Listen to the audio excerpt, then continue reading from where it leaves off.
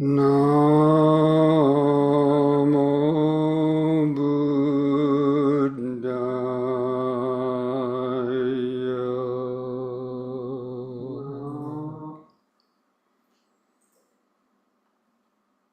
Namo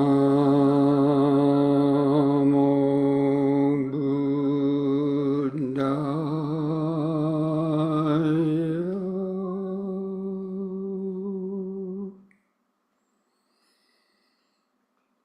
Namo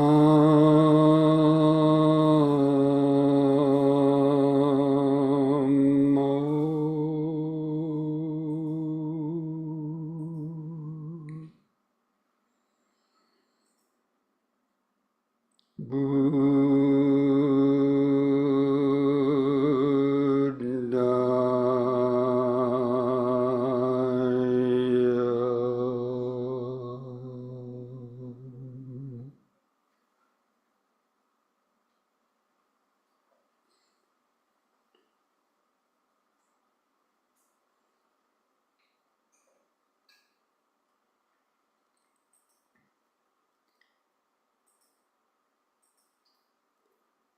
Their video went off.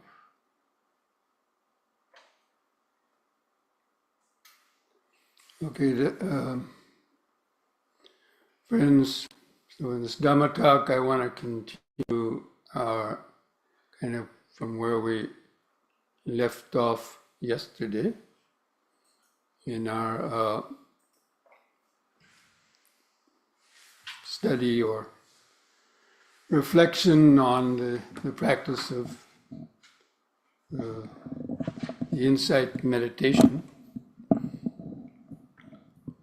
And in fact, from where I was giving some instructions this morning about impermanence and about the mental process, because that's really sort of the essence of the teachings of the Dhamma,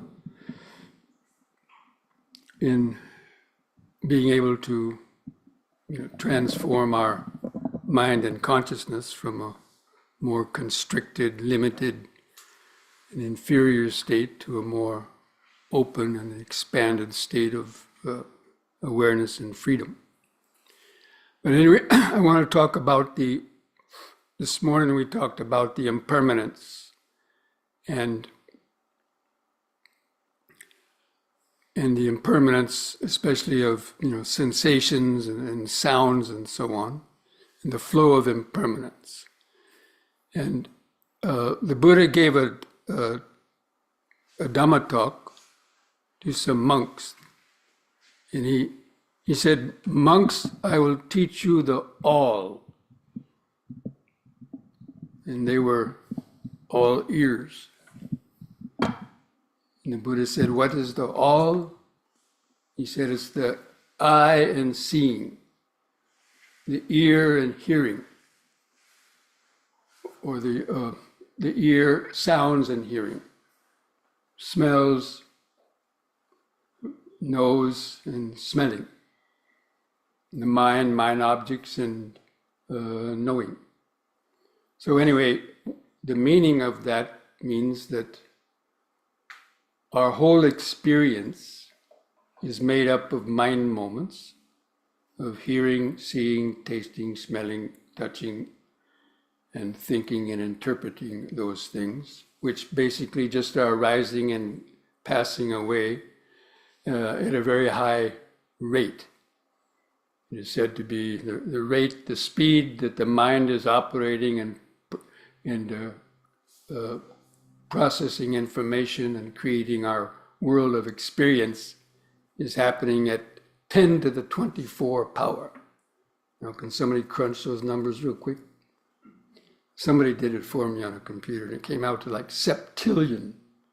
If you can believe that. I mean, even a trillion's hard to put your mind around, but septillion times in a second is the speed in which the brain and nervous system is processing information. And of course, we don't see that. So now I wanted to talk about So these mind moments of hearing, seeing, tasting, smelling, touching, and thinking, they're made up of, which most of you have heard about, the five aggregates. How many have not heard about the five aggregates? I think everybody has, because it's one of the most important cornerstone teachings of, especially of the Vipassana meditation and the deeper wisdom. That means form, feeling, perception, volition, and consciousness. This is the mental process. Now, people talk about the mind, and they're talking about the mind this, the mind that. They think the mind is some kind of thing, inside your brain or something. But it's not just one thing, it's a process of form, feeling, perception, volition, and consciousness, which are creating these moments of consciousness. And those are what are impermanent. Those are things that are constantly changing. And it's important to understand those, to really understand how the conditioned mind creates its world. Harking back to the statement that the Buddha made about the world, the arising of the world, the ceasing of the world. And the path leading to the ceasing of the world is right within this 5 or 6 foot long body with its nervous system, memory, and consciousness. So I just want to go through that again. And the material forms basically are the vibrations, the material vibrations that are coming through our 5 physical senses. So when you're looking here and you're seeing this, as with that example I gave about hearing, I think this morning, you're seeing this, what is striking your eye are just certain colors and different shapes. That's what is being transmitted through your nervous system. And that's called form. It's a material vibration. And that's what strikes the sensitive nerve endings. And as those vibrations are going through the nervous system, they're picked up as being something pleasurable, painful, or neutral. And that's the feeling. It's the feeling tone of whatever vibration is coming through the senses. I hope you can follow this. And then you perceive it. Then the brain function of perception takes those vibrations and creates a kind of an image that appears to stand out in time and space. And we see a clear image. And that's the function of perception, is to turn vibrations into seemingly concrete objects. So it's very important. Perception is very important for understanding the nature of illusion.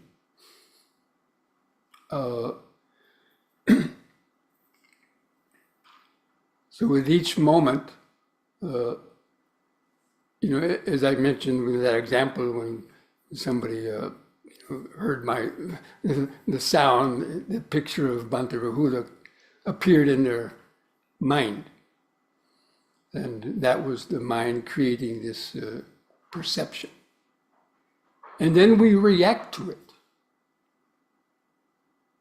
Depending on our previous experience with that object, we might like that object, we may not like the object, and it triggers off a lot of reactions. And that is or thoughts, which include the reactions, the sankhara. And so that occurs with anything coming through the senses, with sounds that you hear, and smells, odors, flavors, even things on the body. It's just those basically empty vibrations that have no meaning, but then the mind turns them into objects that appear real, and they stand out separate from the other objects. So look, just for example, okay, just turn your head and look around, turn your head to the right and look, kind of move your head slowly around this way, and see how the mind is recognizing, a tree, stairs, window, the Buddha image, kind of just kind of slowly and observe your mind.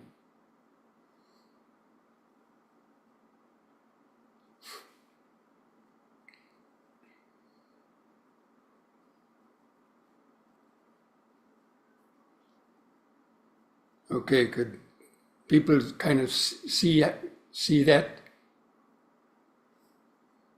You have to give me some feedback. I don't know unless you shake your head yes or no. So if there wasn't perception, what you would see would be a one-dimensional flat screen. It wouldn't be 3D. They wouldn't stand out in time and space and look separate. They would all be run together. So it's a function of perception, is to pick out the individual ones that it's attracted to and create an image out of it that then we that stands out from the others and that we focus on.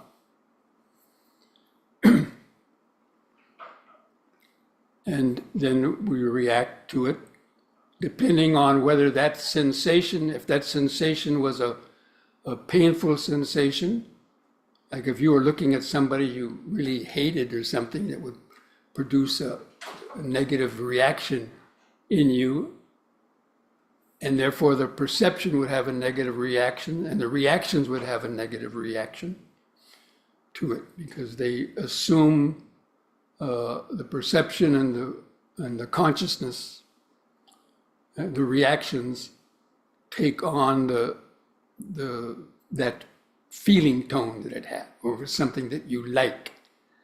If it produced a pleasant sensation in you, then the reaction would be one of attraction and pleasant. So that's important to understand, especially to understand how we've been conditioned and to react to things in certain ways, and it's very difficult to get out of it. So anyway, that process of feeling, perception, or form, feeling, perception, the volition means the thoughts, the emotional reactions, and actually the things that you do with the body to actually react and trigger off thoughts. And then the last one is the consciousness. And the consciousness, for somebody who's not enlightened, has the ego consciousness. It's ego consciousness. That means there's a sense of I am the person that's hearing, seeing, tasting, smelling, touching, deciding, liking, disliking, and so on. That the knower. The knowing faculty has become now the knower. It's acquired an owner, as I explained with the baby. When the baby's born, it doesn't have ego consciousness yet, but because of the way it started learning language, and because of the cultural conditionings and so on, as well as the previous life type of ignorance, that sense of I, it comes back. But it wasn't there in the first 6 months or year of a baby's life now. So, but so to keep it simple, the consciousness, the aggregate of consciousness of clinging. That's why they're called the aggregates of clinging, because we cling to that consciousness as I. Anyway, so all those five come together in just a nanosecond. But they're followed thousands of times. Like in the space of the last 5 minutes, you're sitting, you're watching, that would have occurred probably more than a billion times. But you don't see it arising and vanishing, and so it appears as a smooth kind of solid picture or scene. And so that is the nature of the illusion.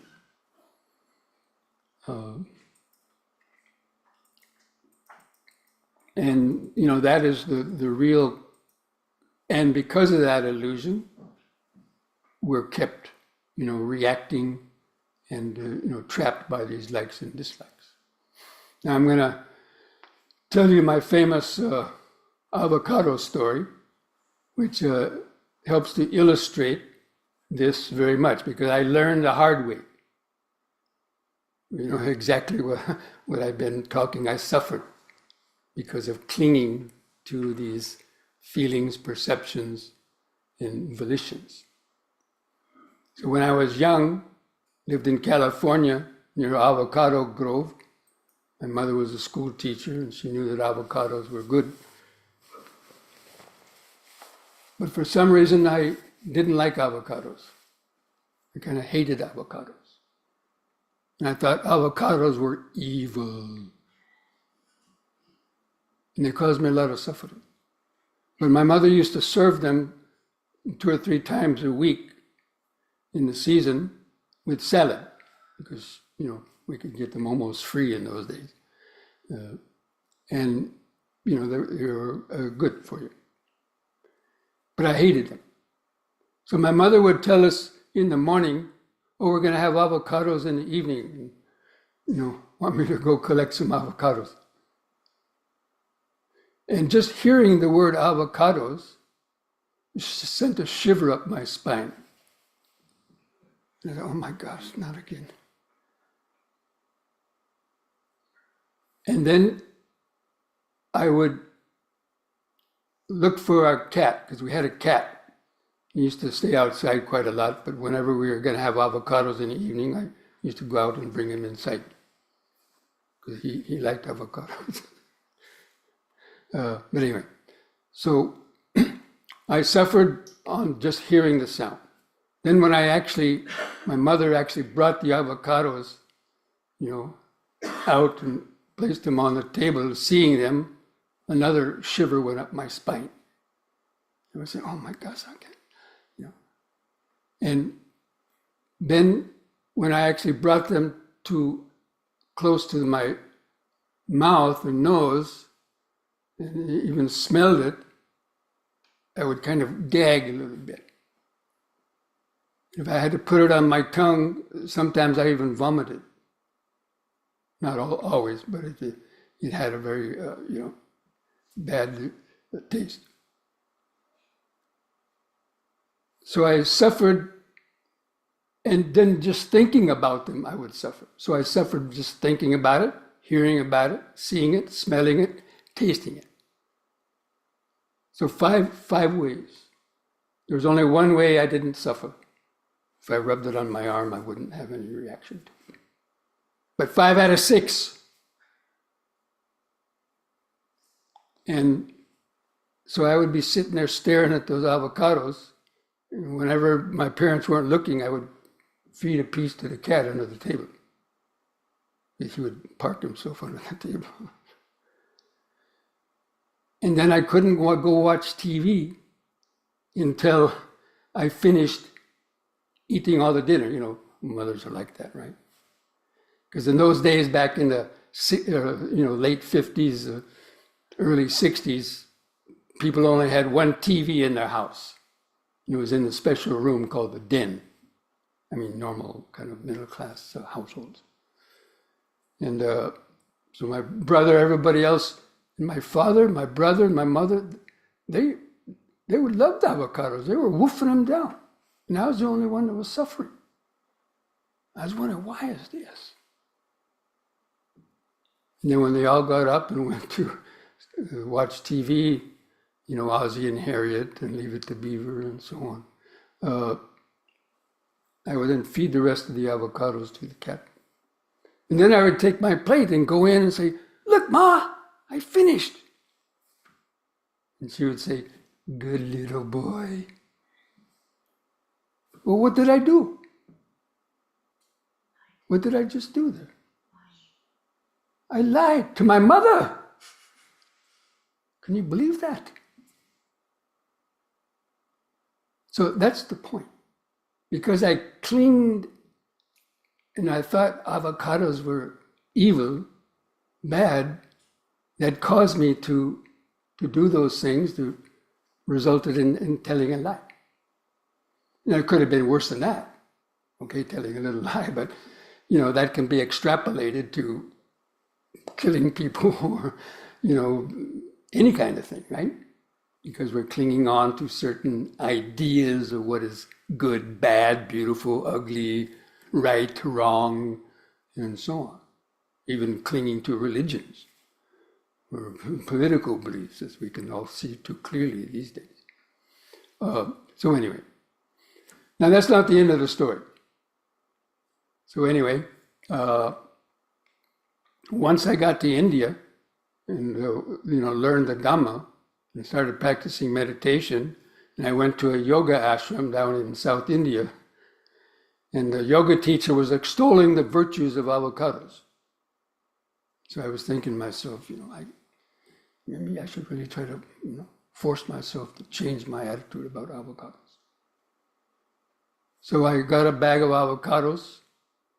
I sat down determined to change my mind about them. And first of all, I had to mix it with some other food and then hold my nose and then, take a little bite.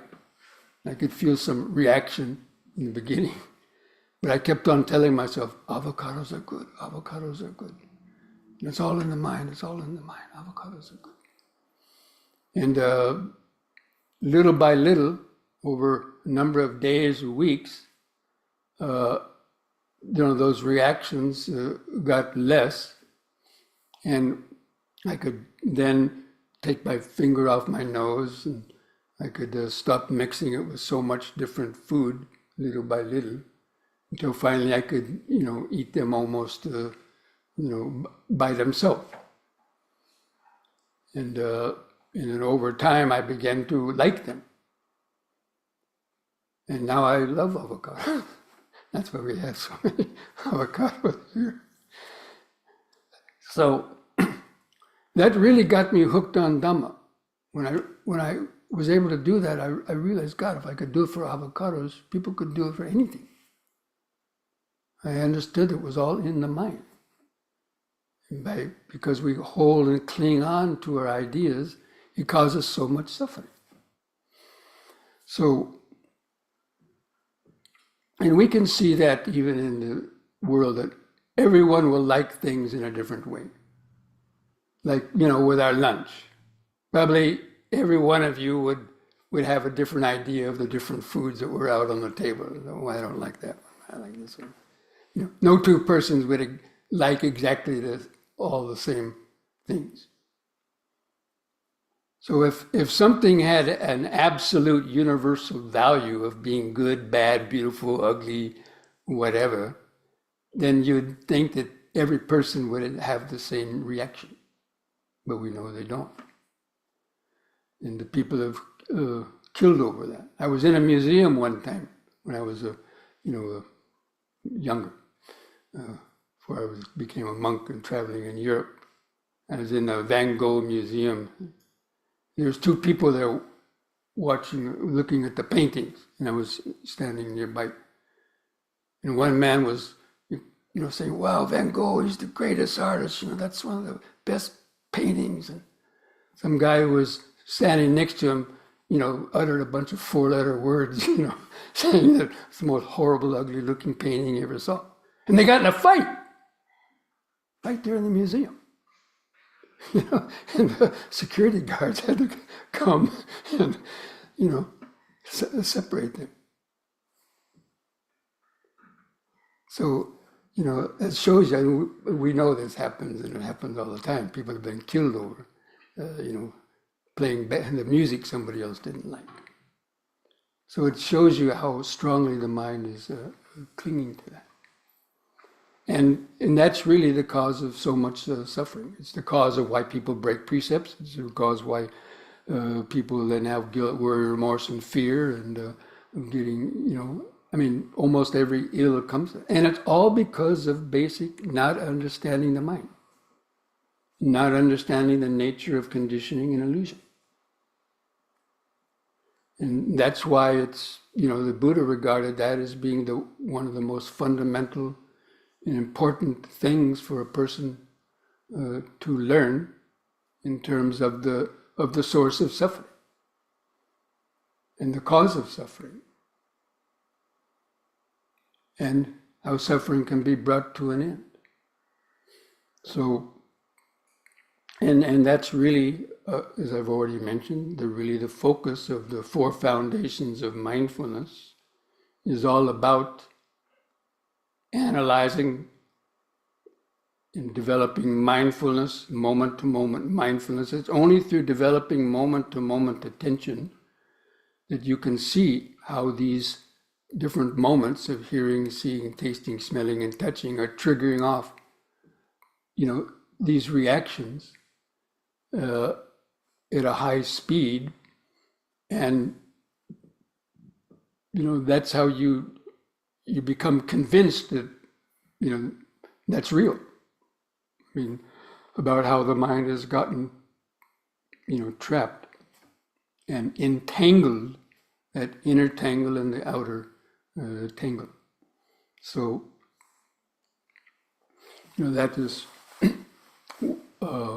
what I encourage people to, try to develop that, that kind of insight. But it's through this, practice of first, learning how to get centered, in the body, because that's like taking a balcony seat in a movie theater, or it's like a scientific experiment.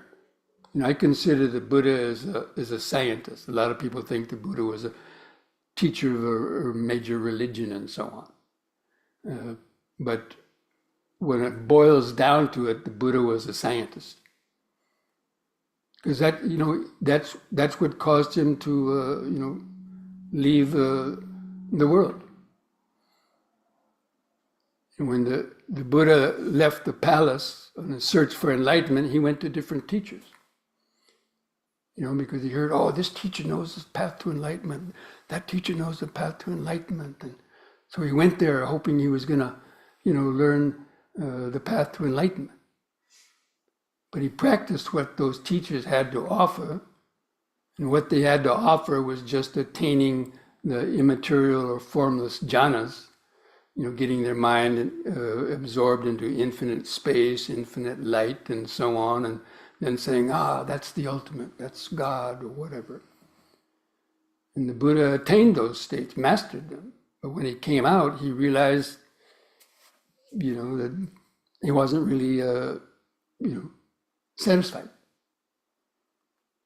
And he went and asked those teachers, he said, is that all you got? And they said, yeah. And so, he left them and left another one. And then went off on his own, said, look, why should I go around asking other people for the truth? And so that's when he sat down under the Bodhi tree and determined not to leave his seat until he realized the truth. So he took it as a scientific experiment.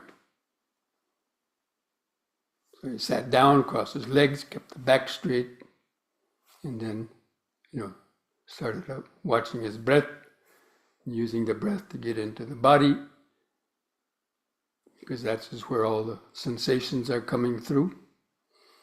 And through his great powers of concentration, he was able to turn up the power of the mental microscope and see this very high-speed process of feeling, perception, volition, and consciousness, and went beyond it to experience the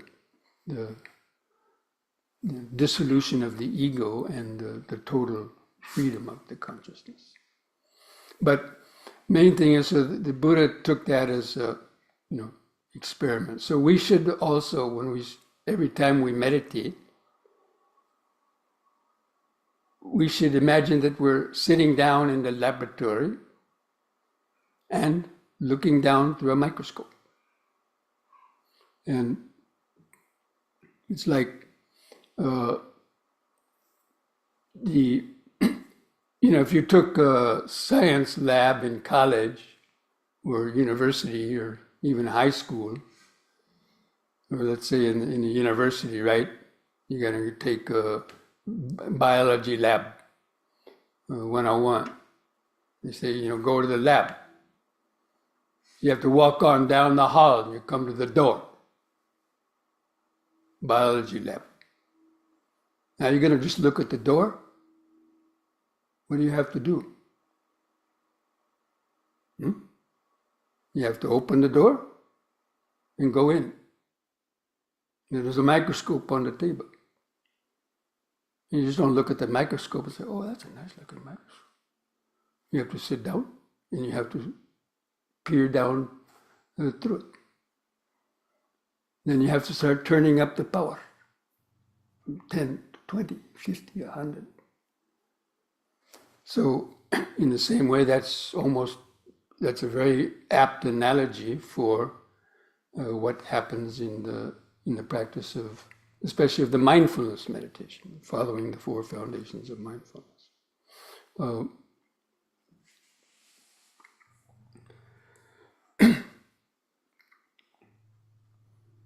And when you go into a science lab, usually in a science lab, the tables are very heavy. And they're usually bolted to the floor so they don't move around. And also the microscopes are kind of bolted to the tables so they can't be kind of jiggled and so on. Because if you're looking down a microscope and somebody keeps on bumping the edge of the table and it's kind of shaking, is it going to be a little difficult to see clearly what is happening? I want to see some wagging heads here. I don't know. So that's about the posture. That's why the laboratory, the table and the microscope is like the body, a firm seat, that doesn't move. A posture that you can hold without moving in order to be able to see clearly as you're directing your attention inwards. But every time you move, let's say because of a pain, you go like this, or it's like, jiggling the table, the microscope, it takes you longer than having to, to refocus. But anyway, that's how that process of the meditation kind of, works.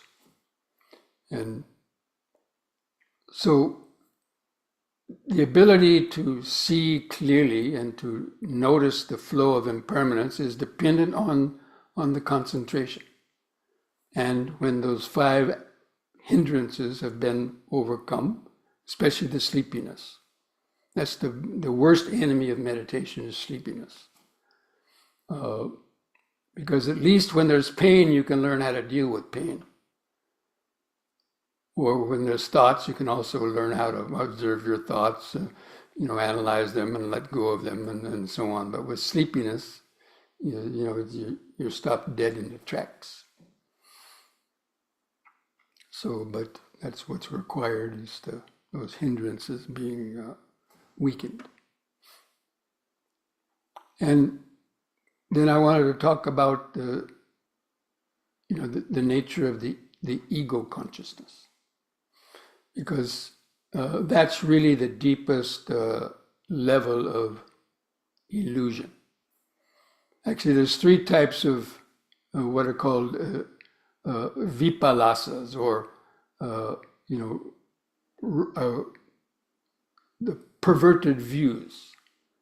That means taking things that are impermanent, taking them to be permanent. Taking things which are inherently a source of disappointment, taking things to be a source of ultimate happiness, or at least of happiness. And taking what is essentially conditioned and without any owner or controller, taking it to be the controller or owner of things. And that's why in the teachings of the Dhamma, anicca, dukkha, and anatta are the sort of the opposites of that. They correct those wrong views, developing the perception of impermanence. And then whatever is impermanent, it can't be a source of any lasting happiness because it's going to change, so they're not reliable. And there's no owner or controller to this body and mind. I mean, we think there is, but again, it's an illusion that's created. And these three realities are called the three characteristics of anicca, dukkha, and anatta. They pertain to these five aggregates: the material form, feelings, perception, volition, and the consciousness. And that is what vipassana meditation is focused on and trained to directly perceive that. So when you're looking down the microscope, that is the orientation that you are, that's the sort of the working hypothesis that we're using when we sit down to meditate. And the Buddha gave a talk. He gave many talks to groups of monks and even lay people. But so there's a big group of monks, and he said, "Monks, what do you think? Are these five aggregates, are they permanent or impermanent?" They all said, "Impermanent, Venerable Sir."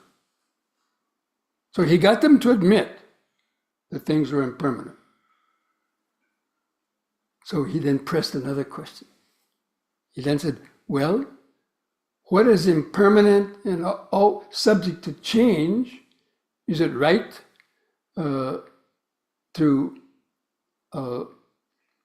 is that a source of happiness?" And they said, "No, Venerable Sir." So now he's got them committed. They admitted that things are impermanent. Because the things are impermanent, you can't rely on them for any permanent type of happiness or security. So you got pushed into the corner, so to speak. They admitted it. And so they put the third question. Well, what is impermanent and a source of disappointment? Is it right to call that this is mine, this is myself, this is me? Or is it right to say that you own those things? So, this is deductive reasoning. This is the Buddha's deductive reasoning. Very clever. And they said, "No, Venerable Sir." So they had to admit. Because if they say, "Oh, yes, it's mine," then you'd be kind of foolish, right? But who's going to deliberately want things that are constantly changing and a source of suffering? So that is the way that the Buddha, kind of was teaching the Dhamma. And that's why those usually go in that order of insights. Because things are rapidly changing. Is it right to put to bank your whole life on something that's going to change? That something could be taken out from under your feet very quickly.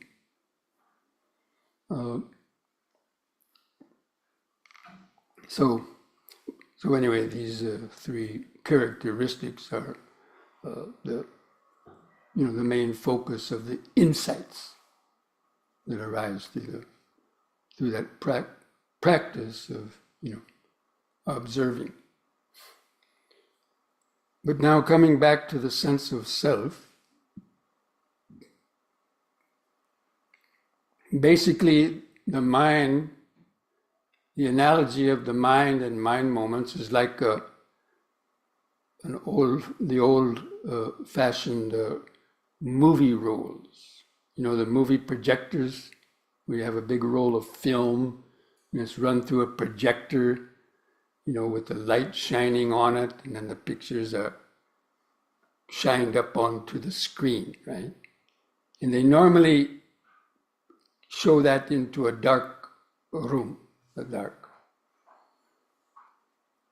and that film is passing through the projector at a certain speed where, the pictures are run together. But if you unroll the movie roll, what does it look like? There's a space between the individual frames, right?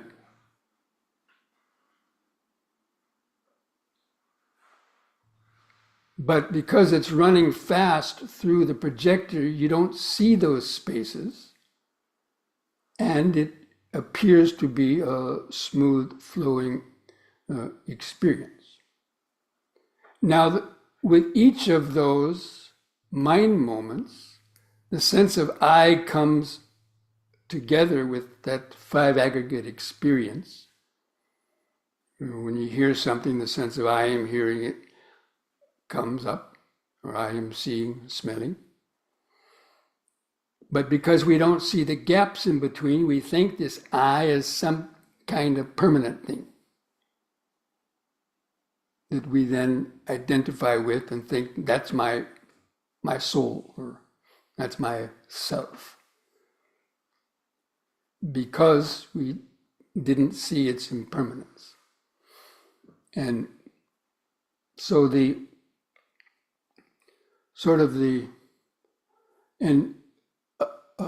another analogy of an animated movie. Animations, right? How is an animated movie made?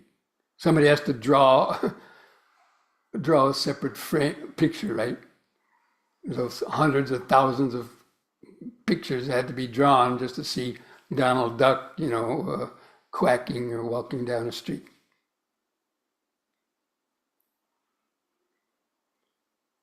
Because they're flashed by quickly. So it's the same analogy as with the movie roll of film. So each one of those moments of hearing, seeing, tasting, smelling, touching, and thinking, if it's only one together and there's no more, it wouldn't mean anything. But because thousands of them are occurring within the space of a couple seconds in the mind, this is faster than a Cray 3 supercomputer is processing information. The brain is working faster than that. And so, the illusion is real. And so for the sense of self appears to be real. Because we don't see the gaps in between the mind moments. And of course, when you go to sleep at night, because the senses are shut down, that movie isn't really running, so the sense of the self, we don't, we're not conscious of ourself, because that the movie isn't running through the mind, although you might have dreams, but that's occurring within the mind itself. Now, I explained all that because now I want to describe the real kind of essence of the Vipassana meditation method on the perception of impermanence. Are we all on the same page? Are you with me? Have I lost anybody? I know it's pretty deep, but and most of you have heard this before, but at least to some degree. So the word Vipassana means, seeing reality as it is. Or the word itself, vipassana, you've all heard of it, right? Vipassana, vipassana, vipassana, they say. It's made up of two words, passana, which means seeing, and the prefix V. Most people don't understand that. We haven't studied it. And that prefix means to see things separately or divided up. And that means dividing the five aggregates into their separate pieces rather than seeing it as one unit. You're dividing it up into form, feeling, perception, volition, consciousness. Or dividing the consciousness into the different moments of hearing, seeing, tasting, smelling, touching, and thinking, rather than seeing it as just one flowing mood. Now, how to do that? This is where I like to, call that the Buddha was, way ahead of the field. And he was using high technology. The Vipassana method is what I call high-tech mental psychology. And it means you deliberately speed up the rate of your perception. So normally our perception is slow because we're sitting there and we go, okay, breathing in, breathing out, sitting, bang, hearing, kind of just, kind of slow. Because the mind is clinging on and then, you hear a sound, what's that? We miss so many other things going on. Or we, feel a pain and we're reacting to the pain and we don't hear sounds going on around us or anything else. But when you're concentrated and you're no longer moving around and deliberately, and your thoughts have subsided, where you're no longer thinking about various sounds and smells and visible things coming through the senses,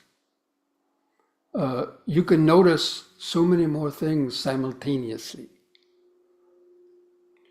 Because the brain becomes very freed up.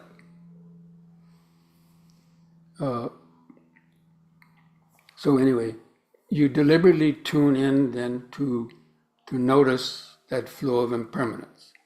And so it's a deliberate act. You have to deliberately do it because the mind's not going to do it by itself. And so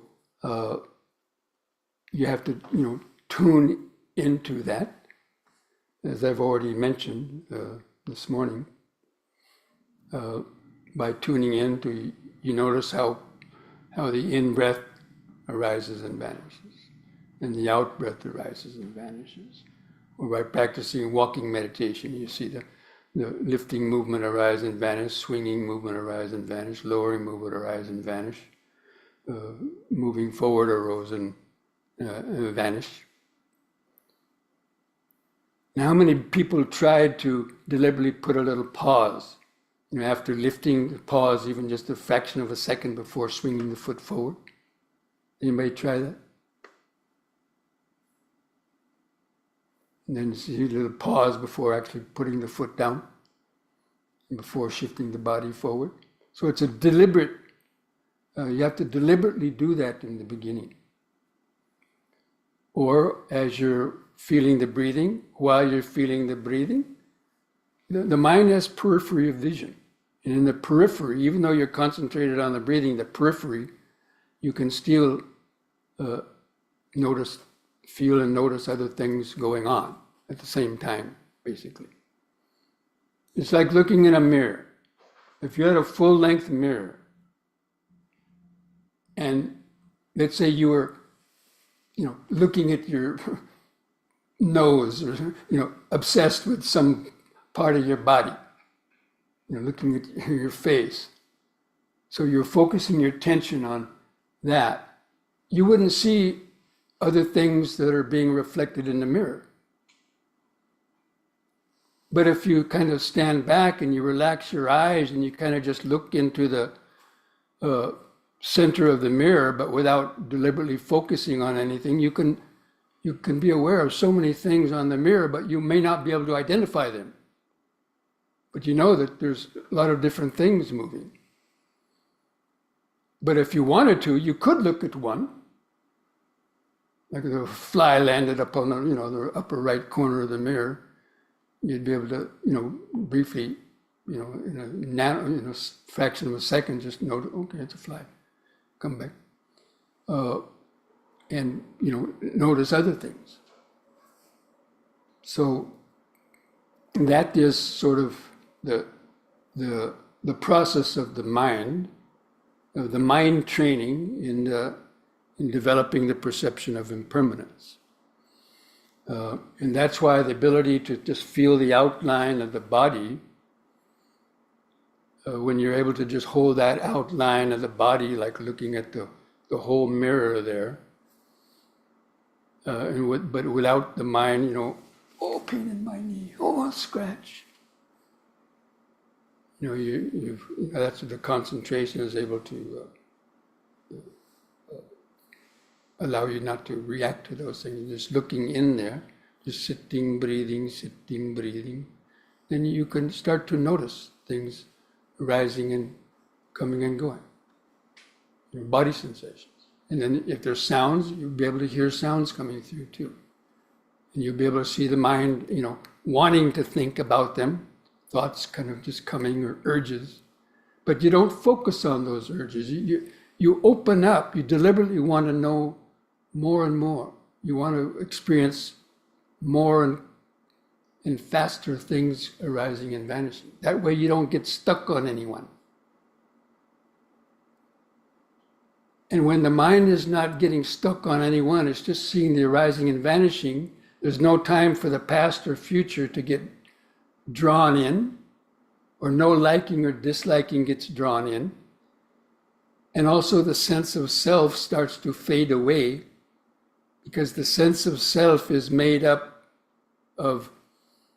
in direct proportion to the amount of identification that we're giving to any of those aggregates. And this is what you can directly observe if you've built up sufficient concentration and are able to, and this is part of the investigative process to see how that is working. And so ultimately the sense of the self fades away. That's the key element. It's not just seeing things coming and going, no, it's very superficial. It's because seeing things arising and vanishing at the high speed doesn't give you time to drag in the past or future about any of those objects, because they don't last long enough. You're just noticing it in an instant, it vanishes, there's something else. There's always something coming, because our senses are open all the time. And if there's not many sounds, or if your eyes are closed, certainly within the body there's billions of vibrations arising and vanishing. And so that's what we tune into, and that's seeing reality as it is. That's seeing things separately. You're seeing those, form, feeling, perception, volition, consciousness, just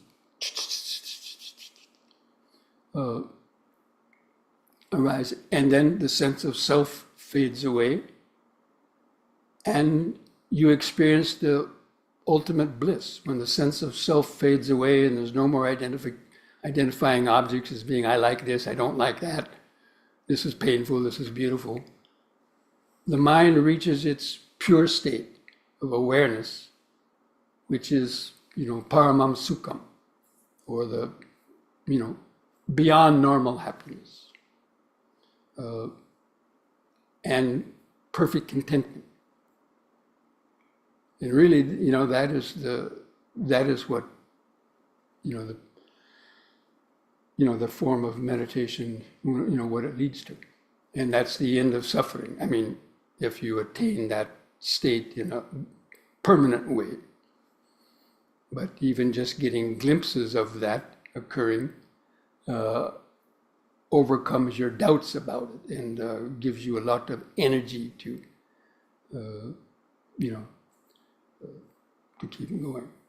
So anyway, I just wanted to mention those things because that is, that's the what's next, in meditation. So many people, have been leading meditation courses for over 40 years. I see people, over the time, and some people, in a course, they'll come and they say, "Oh, I've been meditating 20 years." I said, "Really? Oh, that's good. What have you been doing?" They say, "Oh, watching the breath." And I say, "And?" They go, "And? Is there anything more?" Right? They don't even know there's anything more. When they get a little bit of bliss, they get a little bit of happiness through some concentration, and that's enough for them. But, they don't go on to, experience even greater degrees of contentment and happiness. Anyway, so I just wanted to mention that because, that's the next step is tuning into impermanence. But you have to deliberately do it. And that's the way you get out of your thoughts. The reason why you get lost in your thoughts is because you're not able to feel other things. Your mind is still contracted. And so by deliberately, because there's this misconception about meditation where one-pointed meditation, people call it. You focus on an object and the idea is you kind of get absorbed in that object and everything else disappears and the mind just gets absorbed in this infinite light or bliss, and people just want to hang out in that, and that's what they think meditation is. Now, you can do that, but that's not the end, the real process of meditation, or the end goal of the meditation. So this idea of just concentrating on one object, of course, that can be useful in the beginning, but there's something called the trap of tranquility. By just observing the breath for a while, you become, can endure pain, and you get, this elementary or rudimentary kind of piti and sukha arise, and, kind of nothing's bothering you too much, and you kind of just, hang out or chill, and, just satisfied with just, hanging out in some low level of feeling good. Now that's okay. It is a, first stage, but it's a trap. And a lot of people don't get out of that. And so the way you get out of it is deliberately developing this process of anicca-sanya. Like, scanning through the body, and tuning in, and that technique of scanning through the body, that's a good technique for learning how to feel so many sensations all over the body.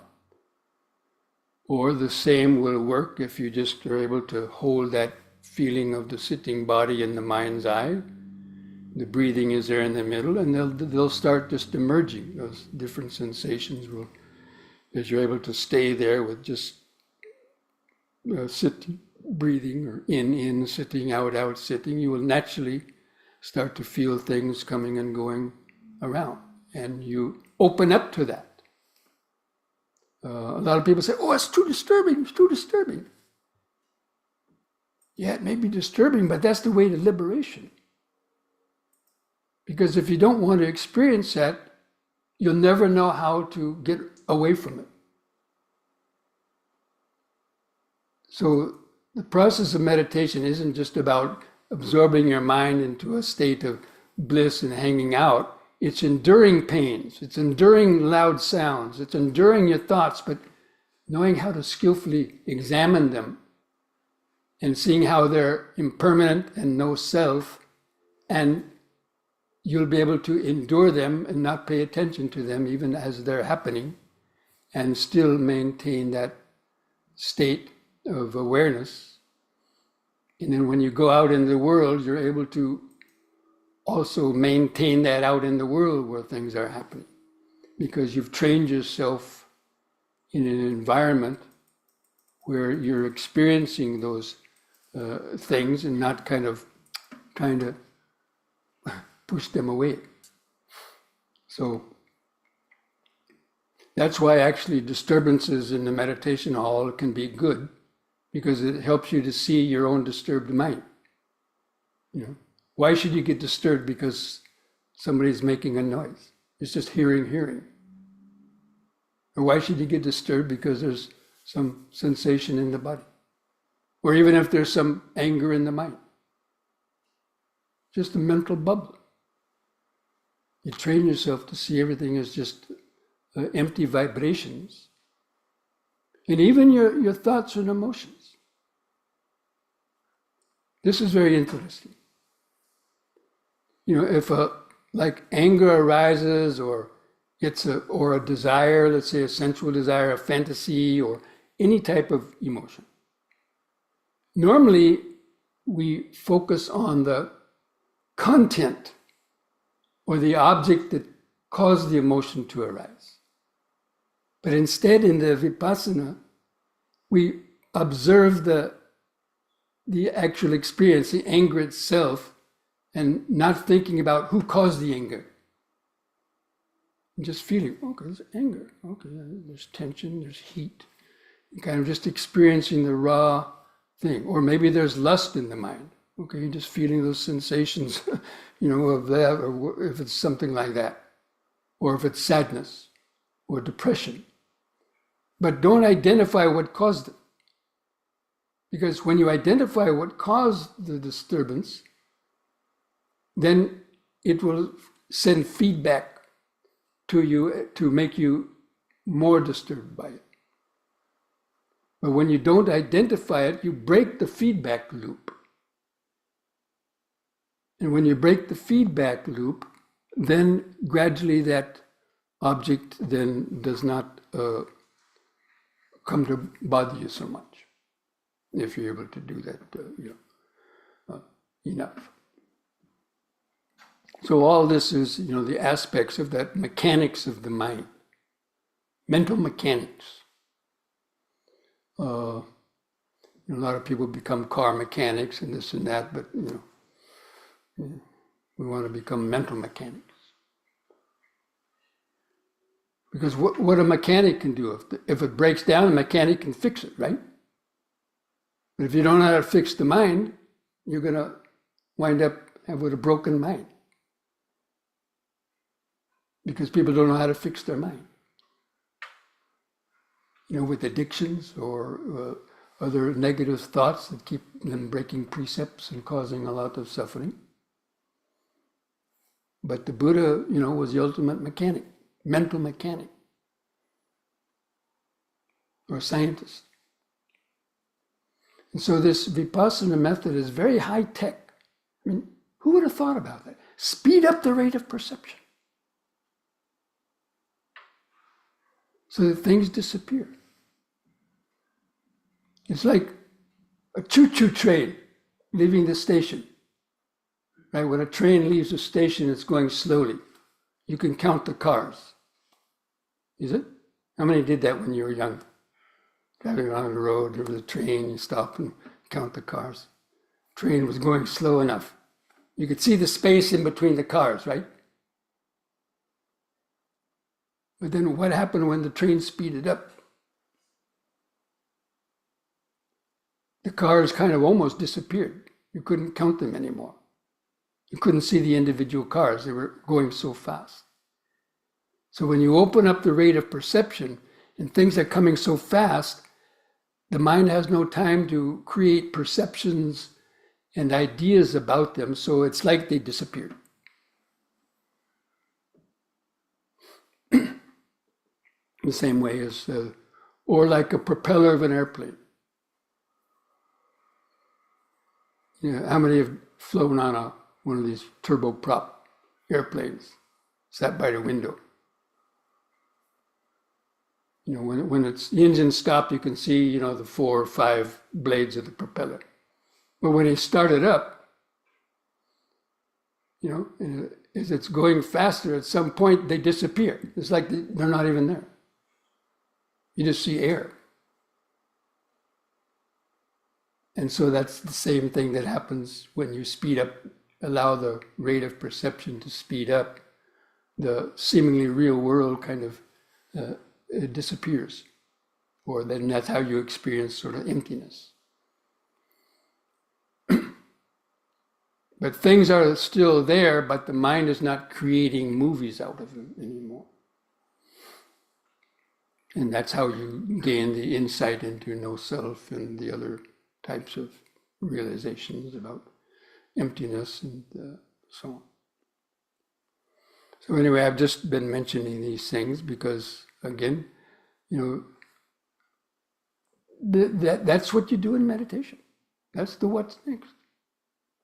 If you're sitting there, you know, kind of just stuck, you know, but if you don't know how to do it, then you won't be able to apply it. That's why it's good to have an understanding of the basic teachings like that, which is called, you know, the wisdom, the Sutramaya Panya, and Chintamaya Panya.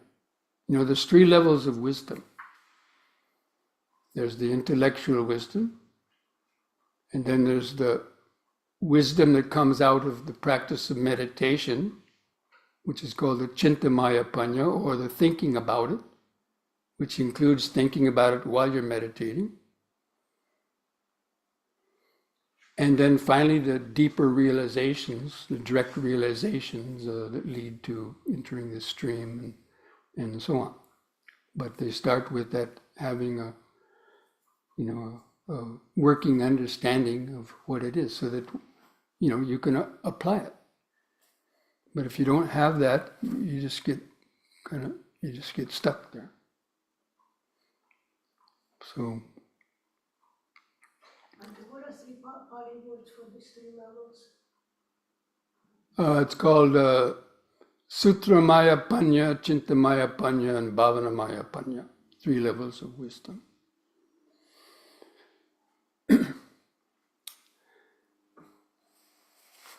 Okay, friends, I think probably have given you enough to think about for a while. And if any questions about any of that come up, you can write them down for tonight's Q&A session. And so now we're going to, as we did before, you know, kind of just close your eyes, turn off that outward focus. Just feel your eyes in the sockets. Try to feel the outline of the body. The quicker you can do that, that's really the power of meditation at any moment, to just be able to, boom, develop that awareness of the full body. And then take a few deep breaths, hold the air in the lungs a few seconds, feel those subtle vibrations.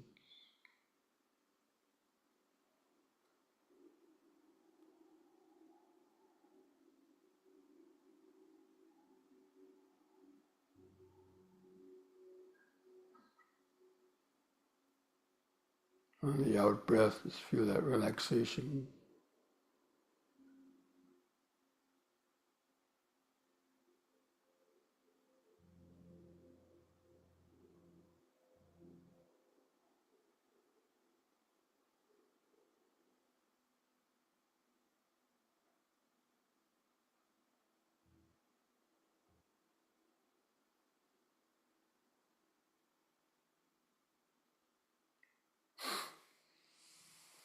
Okay, so now just mindfully, slowly stand up. Anyway, I just wanted to tell Ola and Agneta, I'll see you tomorrow.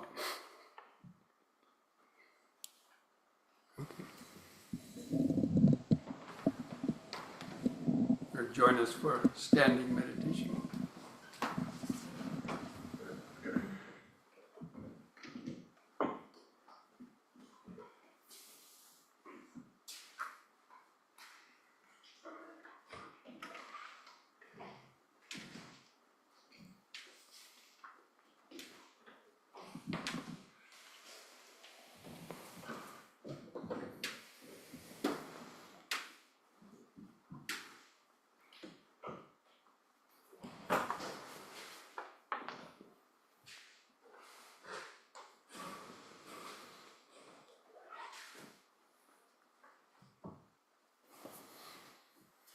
Even if you need to use the restroom before we do sitting again, you wouldn't do that. Otherwise, just to do some standing awareness.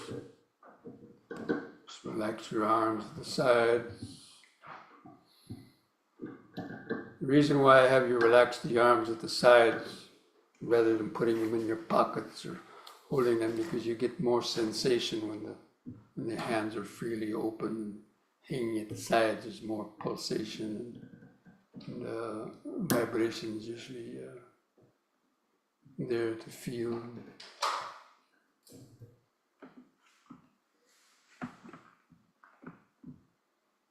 Anyway, first of all, just try to feel that outline of the standing body. That's really one of the most powerful immediate meditation techniques, to be able to hold that outline of the body there.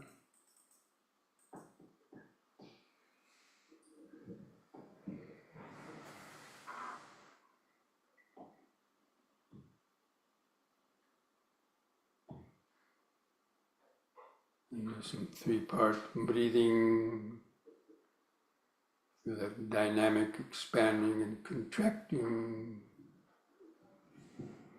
in the middle. Hold the air in the lungs as long as you comfortably can. Feel that subtle surge of oxygenating blood.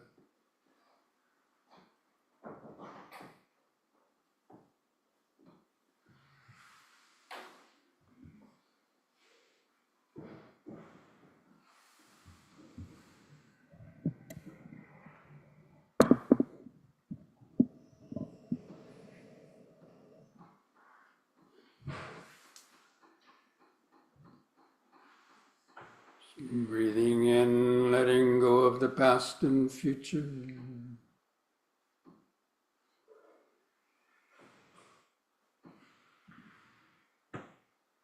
Breathing out, standing here and now.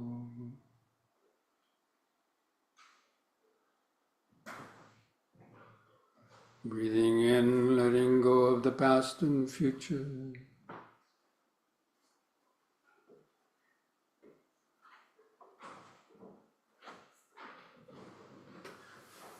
Breathing out, standing here and now.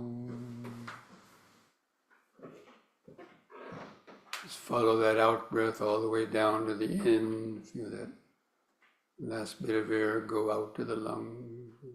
Stay at that point till the next breath comes in.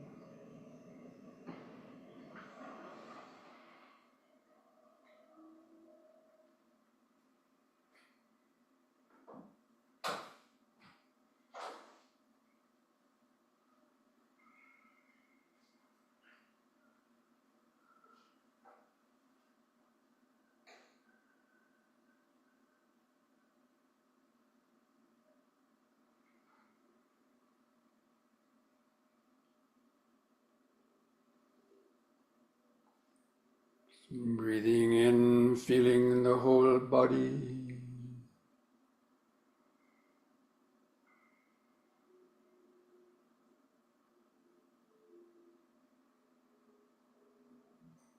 Breathing out, feeling the whole body.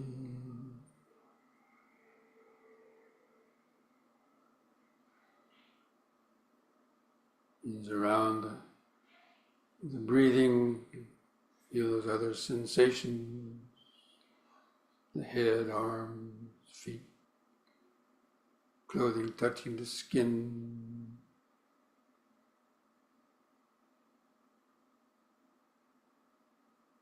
Just looking into that mirror of the breathing body.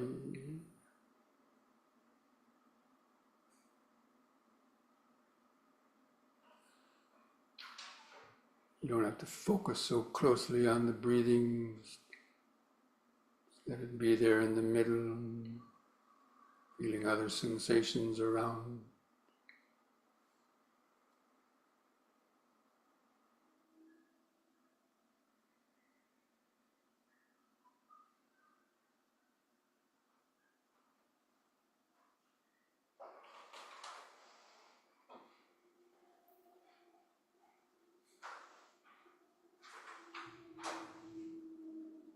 In that one long in-breath, notice 4, 5, or 6 or more different little sensations of expanding.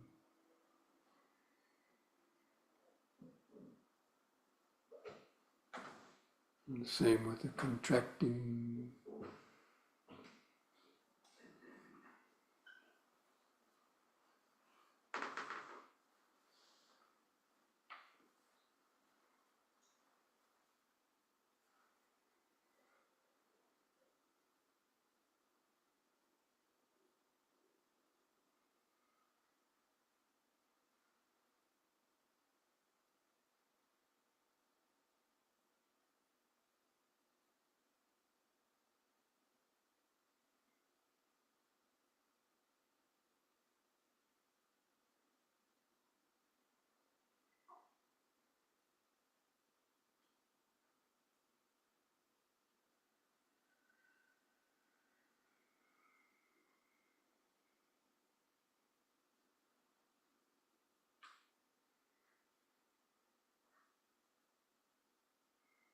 And when you get tired of doing the deep, slow breathing, you can let go of it. Just let the breathing return to its uncontrolled, shorter, irregular rhythm. Stay focused in the same place, feeling a subtler movement.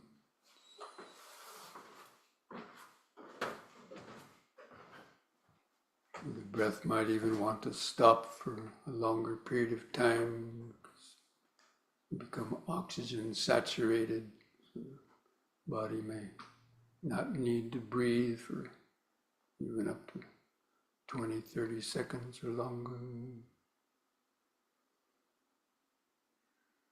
But when it needs air, it will breathe on its own.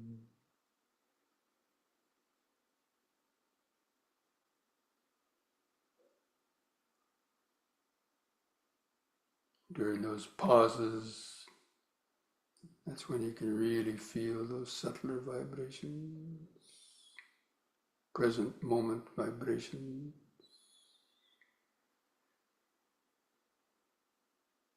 Because you can't really think much during those pauses between the breaths. There won't be many thoughts.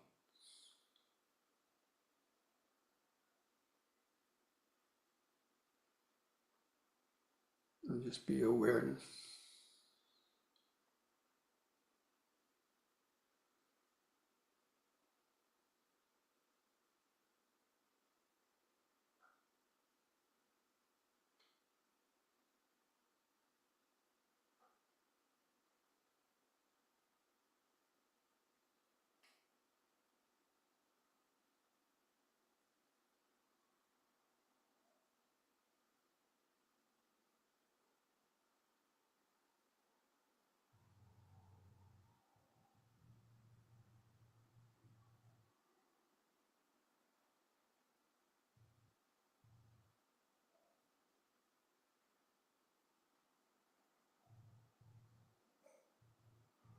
Even while you're feeling the breathing body, sounds can be heard coming and going. sounds in the room, sounds from outside, just sound.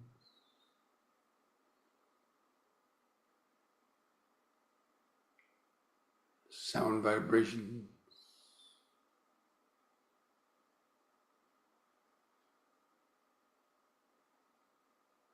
Maybe even sounds within your own body.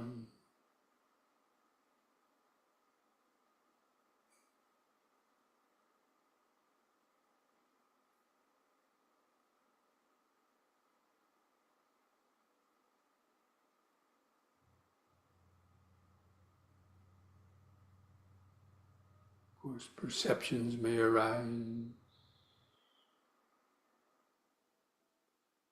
Even the idea of your body as a perception being created in the mind.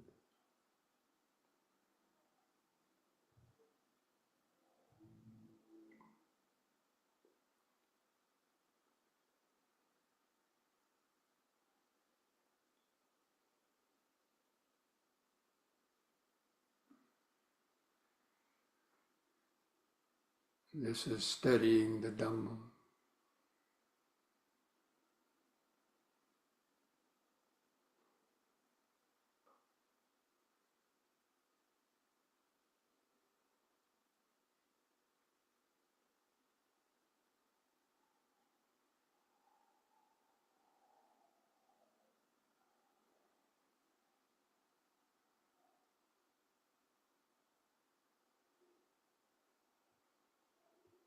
And just listen to that flow of impermanence.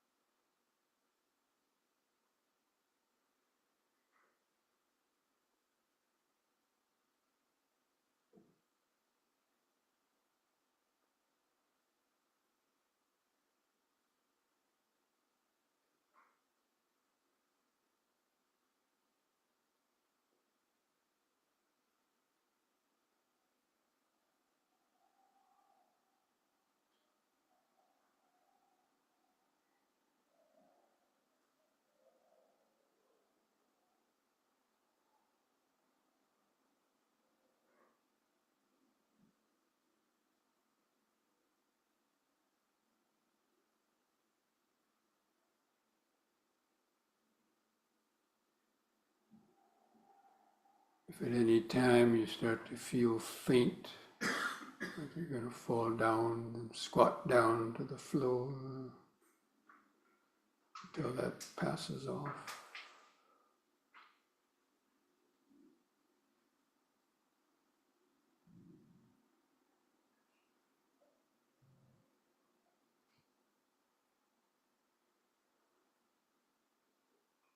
Feel the subtle body swaying movement.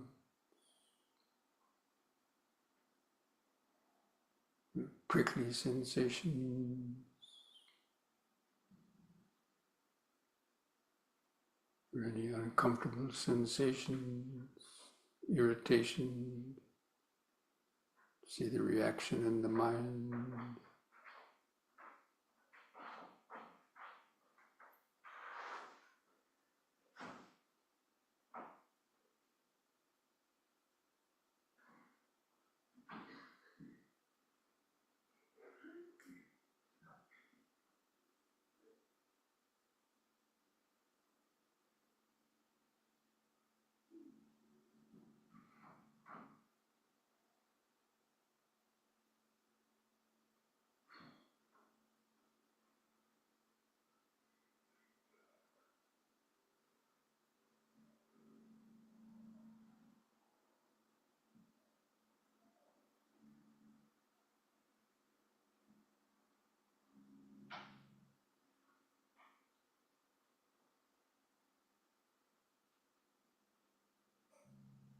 If you listen very closely in the body, you might hear a high-pitched shrill sound, the sound of high voltage electric wires.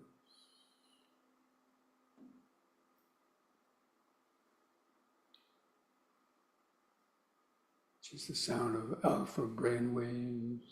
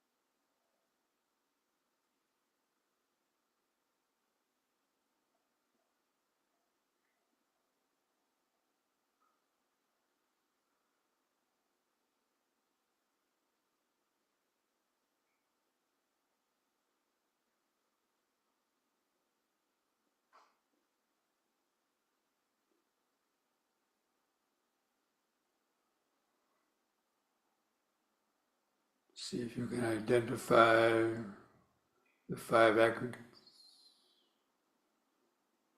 material form, the body vibrations, your feelings, material form. If you notice some of them as being pleasant or painful, neutral, that's the feelings aggregate. If you identify them, saying, that's my hands, that's a perception aggregate.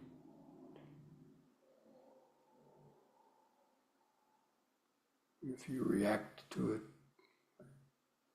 deliberately moving the body, thinking, that's the volitions aggregate,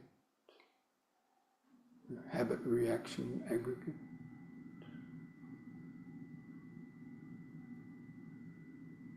And if there's a sense of self or I there that you're meditating, it's the consciousness aggregate, or clinging.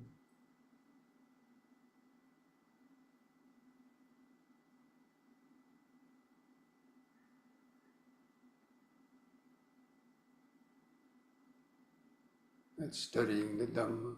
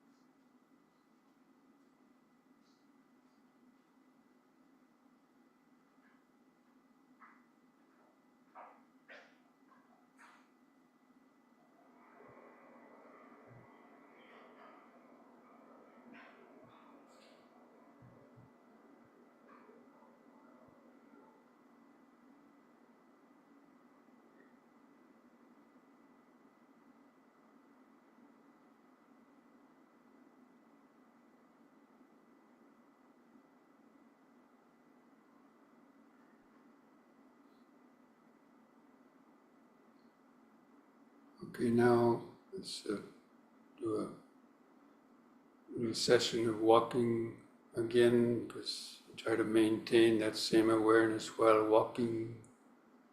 That's the way you develop continuity of insight, not breaking your concentration. Even in arranging your cushions, putting them in, keep that insight working. There's different movement.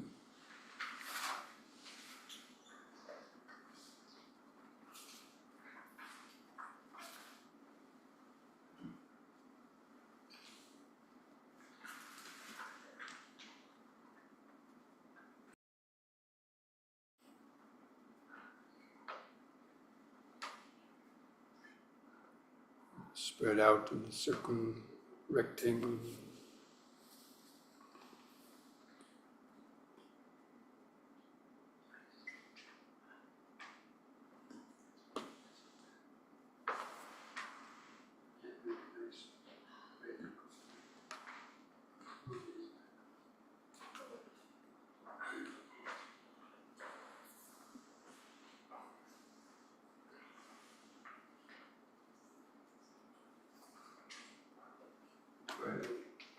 I joined the circle,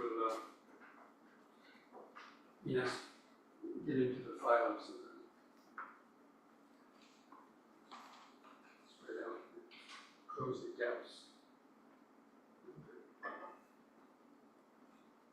Okay, so we just especially work on that, try to tune into that impermanence of each of those body movements, lifting, swinging, try to make a fraction of a second pause after lifting, swinging forward before lowering it down.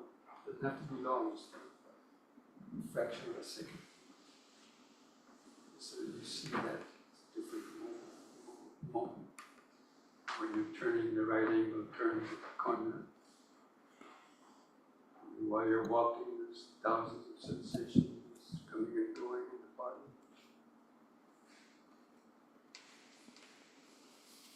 Permanence never stops.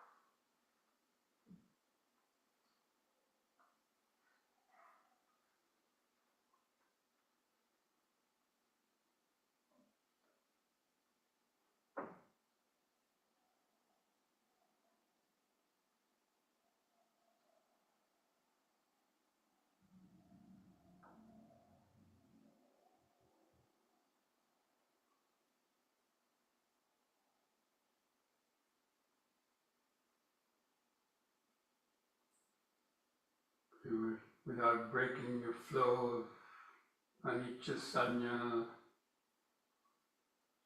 Come back to your seats. Arranging the seats, also try to do it with feeling the separate little movements of your legs, arms, bending. Whenever you sit down, you're already there.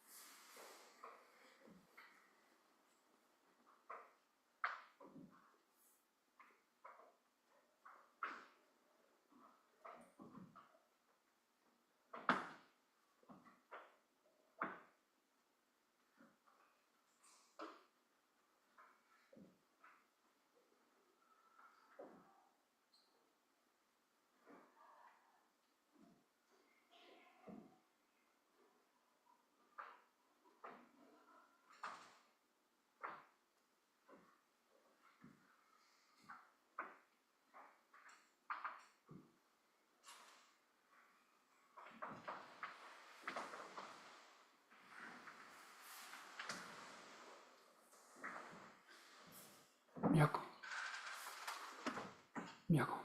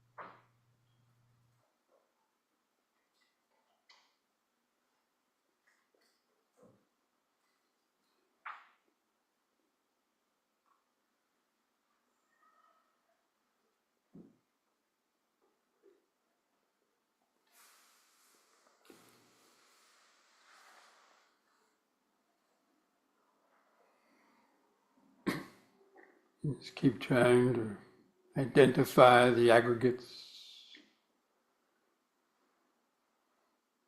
as they arise. take your attention. This is material form. This is pleasant, painful, neutral feeling. This is perception. This is reaction. This is ego consciousness.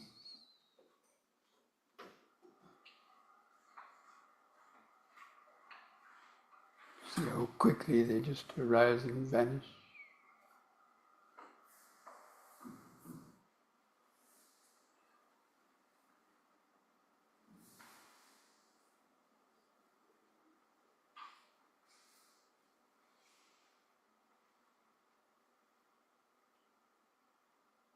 Even a sound that seems to be continuing, even that sound of the fan, the toilet flushing, it's changing just as fast.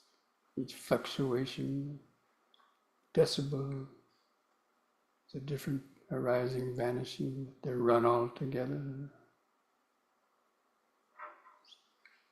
Let's cultivate that understanding, Chintamaya Panya.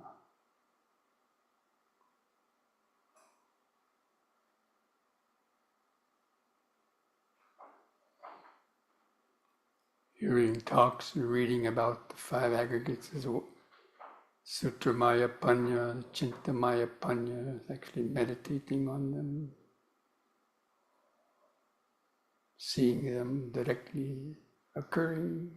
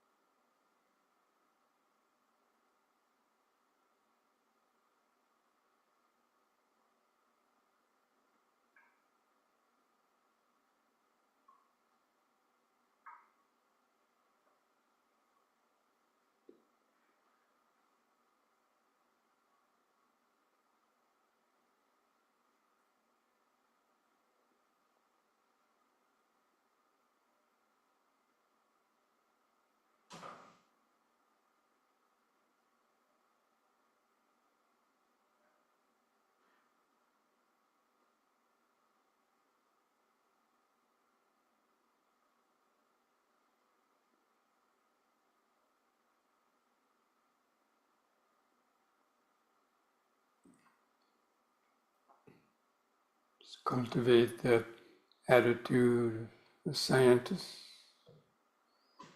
observing an experiment.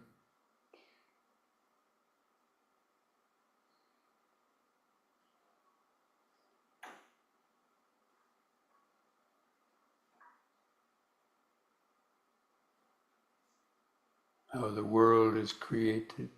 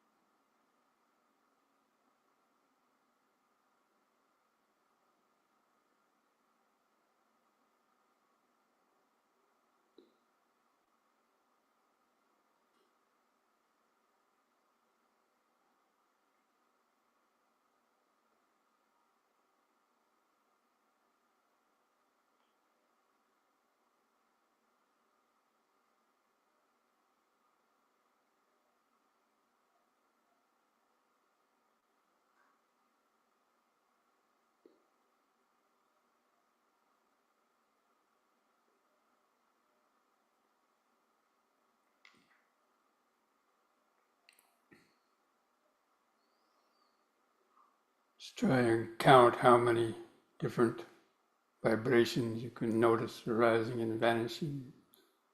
Just a space of 5 seconds.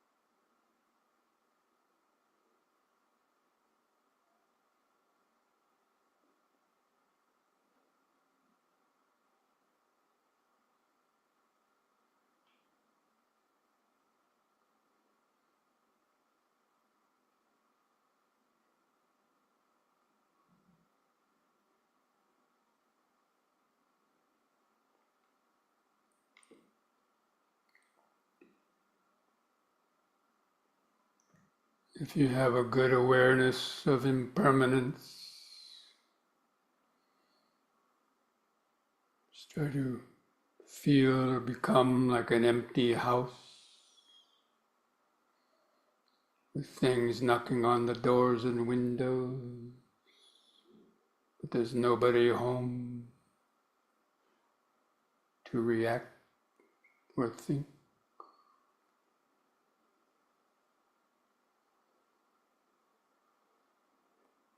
Let that little remaining sense of the eyes fade away.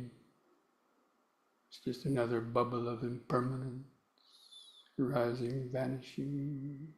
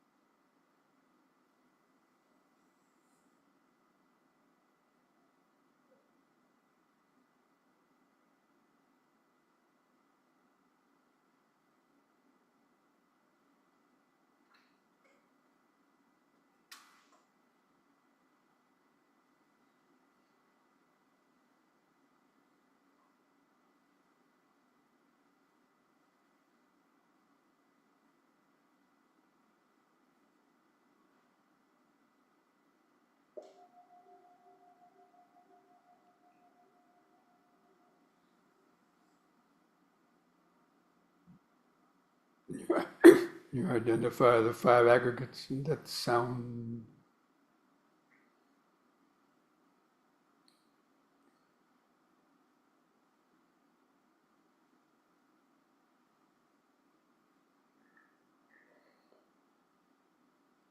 Sabbe sankhara anicchati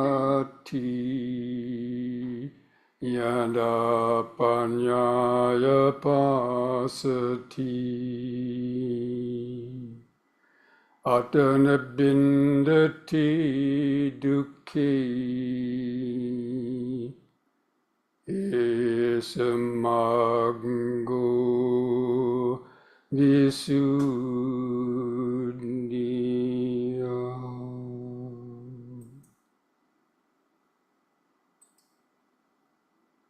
All conditioned things, the five aggregates of this body, mind, and world are impermanent. They arise only to quickly vanish. When one sees this with the eye of wisdom, one becomes disenchanted with suffering. This is the path to freedom. And thus spoke the Buddha.